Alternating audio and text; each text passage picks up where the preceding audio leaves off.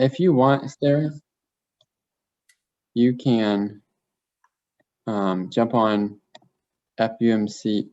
Can you put it in the chat so I can just click on it? Yeah.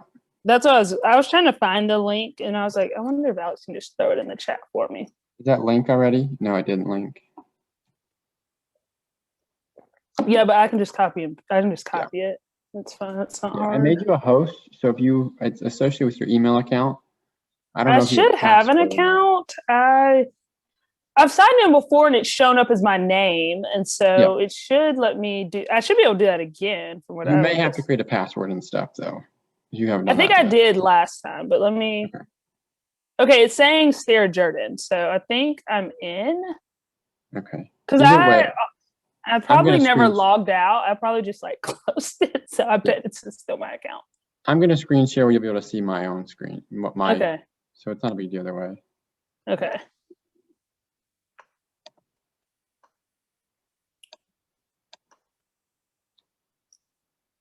Megan hiding from us? I don't know. Megan, are you there? Yeah, I'm logged in because it tells me I can log out, and so I'm logged in. That's such a good. I'm gonna log out and log back in just to make sure I actually know this password, just for the record. It's fine. You can watch the screen sharing on mine too, so you don't need to be on it. It's just if you want to play along with the controls to see it. I do, so that's why. But I think I used a standard password. All right, while you're working on that, I'm going to get us started because it's 3 minutes past, and I want you to be as short and succinct as possible. So when I send it out, I muted it. That was me. All right. So what I'm going to do is I'm going to screen share the digital church page.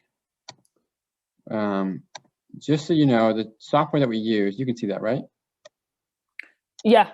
It's an online platform called Church Online. It's a free service that a big mega church puts out. We used to put our recorded videos on there, and then now we do a live stream feed shows up there. And so what I want to do is kind of walk you through some of the features. What we're looking for in Church Online hosts are individuals who can maybe jump on before a stream happens. Say our service goes at 10. Someone can jump on at maybe 10 minutes till and say, hey, how's it going? Welcome to worship. So glad you've chosen to be a part of it, something like that. That wasn't a great one, obviously. So one of the things I've done, and I've done this in the past, is because you may not like your response, you want to prep them ahead of time. But I also want to each week put in their kind of prefabbed responses for folks. So if you go over to this tab on the left side here, it's called Host Info. Oftentimes I will put in different prefab responses. So at 9:50, you want to welcome people to worship, you might do this. Hello and happy Sunday. Our stream will go live at 10 a.m. While you wait, check out our notes section and type your name in the chat to let us know you're watching. So you can just copy that. Go down to the chat, the public chat. You notice there's two chats here. There's one that only hosts can see and one that everyone else can see. And so public chats, we're going to want to put this. I'll just paste it and send it. And so the public chat is just like any other chat. I mean, I don't want to belabor this. It is a chat. You can respond to people. You can go in and delete messages. Sarah, will you post in there for me real quick if you can?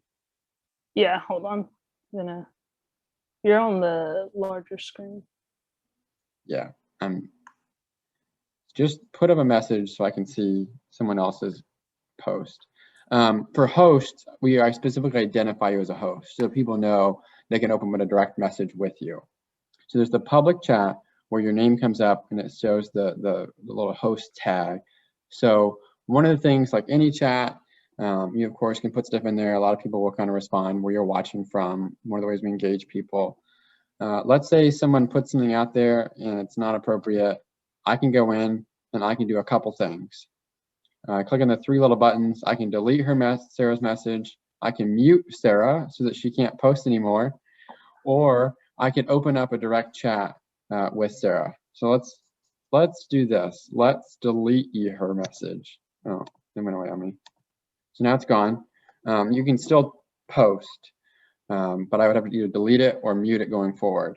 So there's a possibility to delete chats that are inappropriate. Sarah, does that make sense to you? You're kind of my only person here.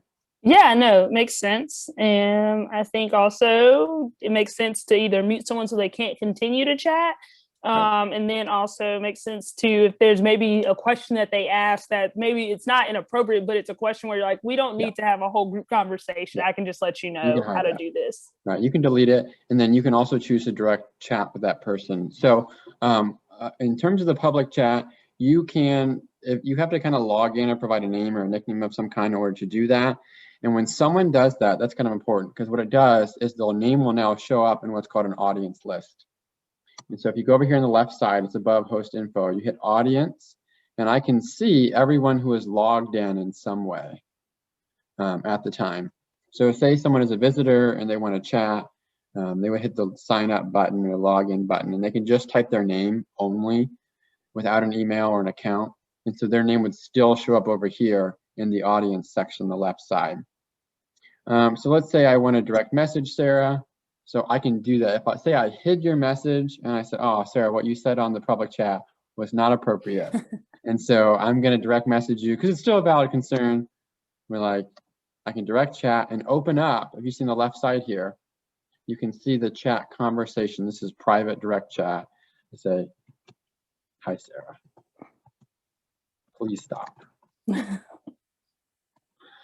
Anyway, so you can have multiple chats. I can go into the audience. I can open up with other folks as well. I can add in Megan. I can direct chat her. And so then it just creates another conversation. One of the reasons why this is important is for prayer concerns. So let's say someone wants to have in the prayers of the people prayer concern they want to lift up. A lot of times we invite them to do a prayer request. And so you'll see, I don't think you'll be able to see it on my screen, but yeah. Sometimes it will come up as a request prayer button down here. Do you have that in yours, Sarah, or no, because you're a host as well? I don't see anything that says prayer request. Nope. So let's do what's called a moment real quick. We'll circle back to some of these pieces, but I'll start over here. We have on the left side, we've seen the host info, that's just kind of wording or extra information. We've seen the audience tab. Let's go down to moments.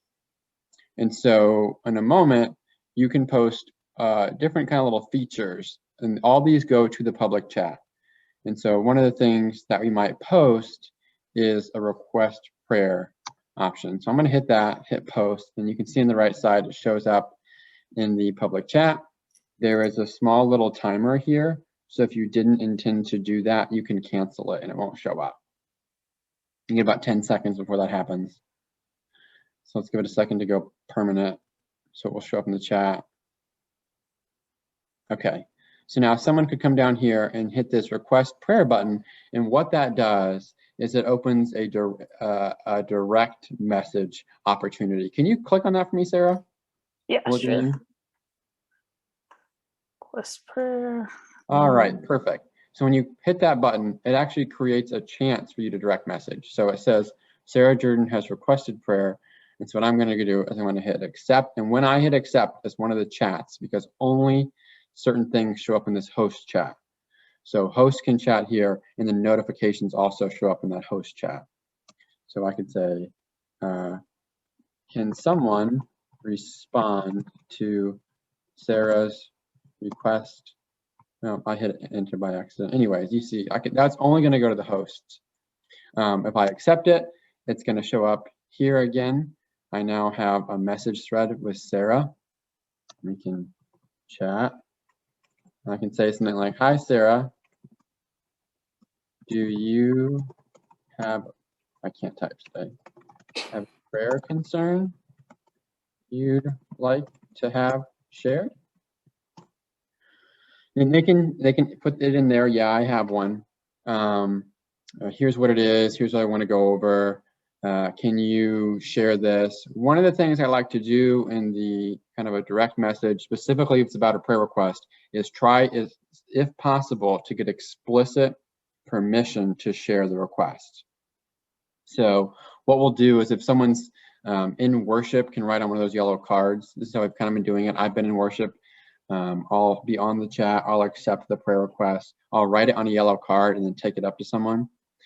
Before I do that, I try to get explicit permission. So Sarah tells me about an uncle who's having a rough time, and I'll say, oh, we can definitely pray for him.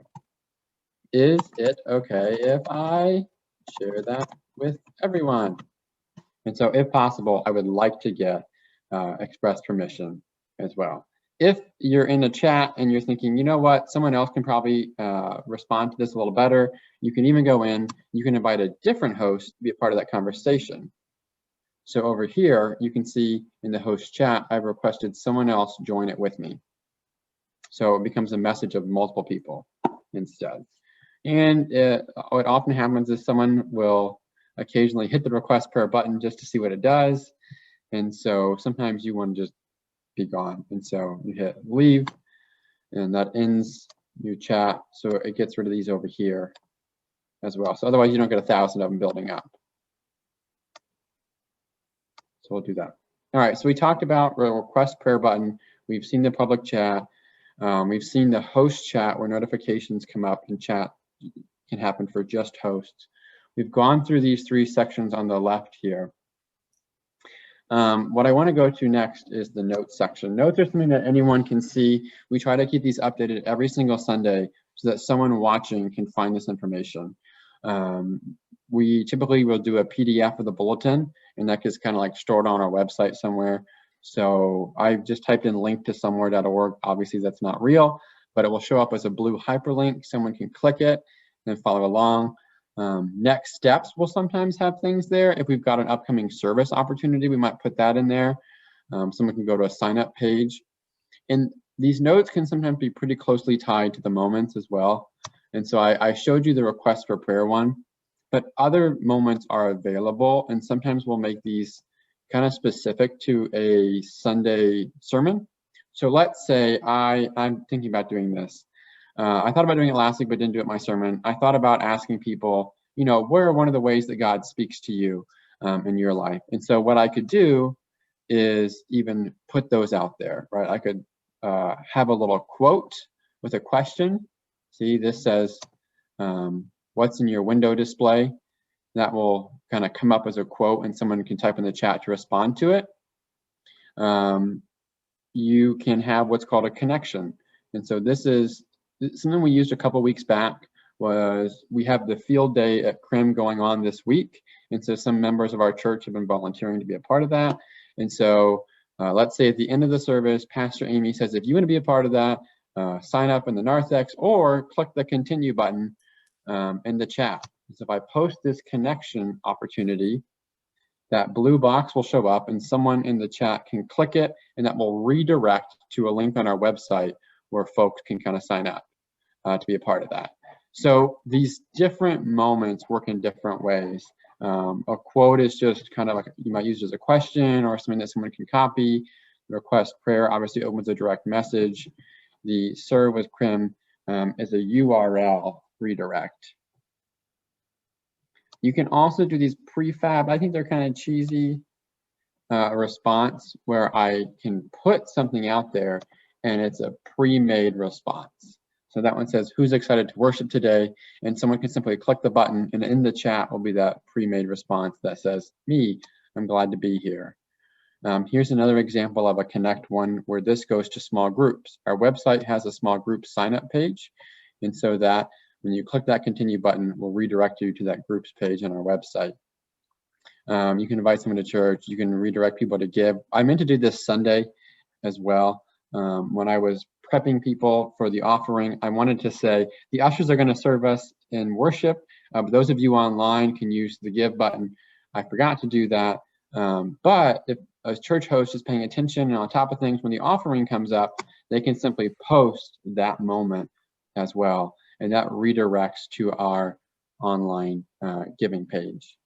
So those are most of the moments that has everything that I think you would possibly need to kind of engage people. Go ahead.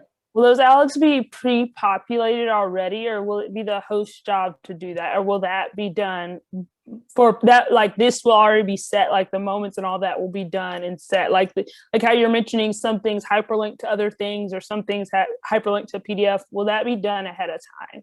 So the plan is to, yes, have those done in advance. And also, what we can control in those moments is which ones show up in your options over here on the left side. For the training, I wasn't picky, but I can add or remove moments. So when you show up on a Sunday morning to host it at 9:50, there may only be 3 options. Okay, perfect. Right? No, that's good to know. So I may take out, I was like, we're not going to use an image this week, so I won't add that in as a moment.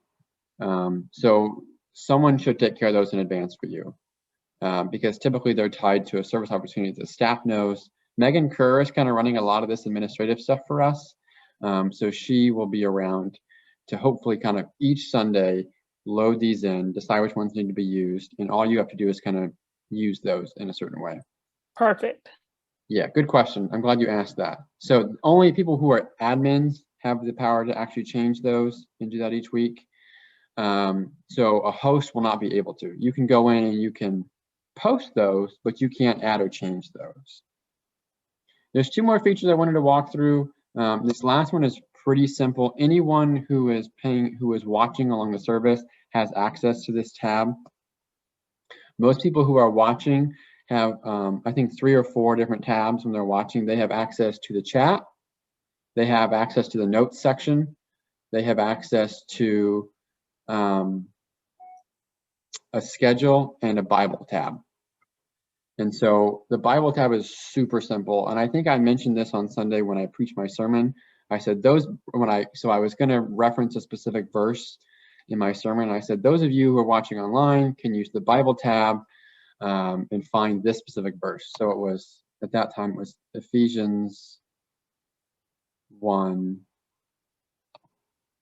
It was in chapter 1, and it was verses 17 to 19. So someone, in theory, could follow along with me preaching. For a host, this is not something you can post, but it's something that you can just have for your own reference. So you might want to take a verse and post it if you think that's kind of an important verse for the sermon. And then lastly, the other pieces that people will see and that you will see is just simply the schedule. It shows upcoming services. So at this point, we've only got content loaded in for June 6th and June 13th. But you can say, join us next week on June 13th at 10 a.m. for our next worship service. And that's kind of more there for information for people as well. Sarah, I moved through really quickly. Do you have any questions that you think people might ask that others who are watching the recording might be interested in? No, I think it's pretty simple. It's pretty self-explanatory. I think the only question is, will there be anything that are people already set to be hosts? Is there anything on Sunday morning people need to do other than click on this like URL and log in like using their username and password? Is there anything else they would need to do on a Sunday morning? I think the biggest thing is kind of just like engaging with people. So like I said, I didn't load in that much more in terms of the host info, but I may have, and I've done this before, like 6 or 7 kind of pre-canned responses that I've written out. And so at different points in the service, you can engage people that way. You can encourage them to go to the notes section. You can encourage them to follow along in that Bible tab. You can encourage them to give. If you don't want to use that moments tab, you can use kind of your own kind of pasted chat. I think, welcoming people to worship, thanking them for being a part of it when they come, answering questions, chatting with people when they open it up, a direct message. Those are kind of the main thing. It's just really being a friendly face, someone there who's welcoming, even though you can't see a photo, right? So you're not a friendly face in that way, but you can be engaging and chatting and answering questions. The other thing I would say be aware of is you often are going to get people who are going to have technical issues. Sometimes the issue is really simple, where they just need to unmute their sound oftentimes. So web browsers, when you open a video, automatically mutes a video. And the reason that is say you'd go to a news site and your browser has a video somewhere like way down at the end of the page, and it auto plays and you hear the noise come on.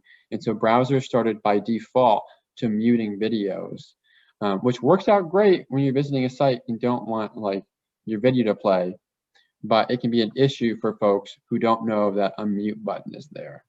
And so I would say that's probably at least like sometimes half the issue is that unmute button doesn't show up. And so being able to help people kind of troubleshoot a little bit can be helpful. Another question that could be useful is, so people should show up on their hosting day or log in about 10 minutes before the service starts. How long after the service is over should people stick around? People pretty much get out of Dodge after it's kind of over. I would say stick around for like 5 more minutes. Okay. We kind of cut away from the stream anyways. We might just hit the logo and the wording that says thanks for worshiping with us as well. So I think that's a lot of it, is just hang out for 5 minutes in case there's anyone who has a question. People may send the clapping hands or the heart, or they might say, oh, it's so blessed to have a worship service. You can, again, like I said, encourage people to come next week. I would just hang on for like 5 minutes. Once the service is over, you'll see those views fall pretty quickly because people are closing and they're done watching. You might get a few that kind of hang on because maybe they're washing their dishes or something while it's going on, and so they can't reach over to close the browser. But yeah, 5 minutes is probably plenty.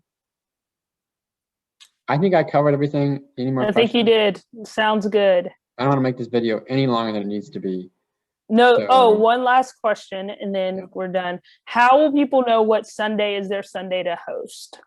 I think one of the things we're going to try to do is set up a schedule.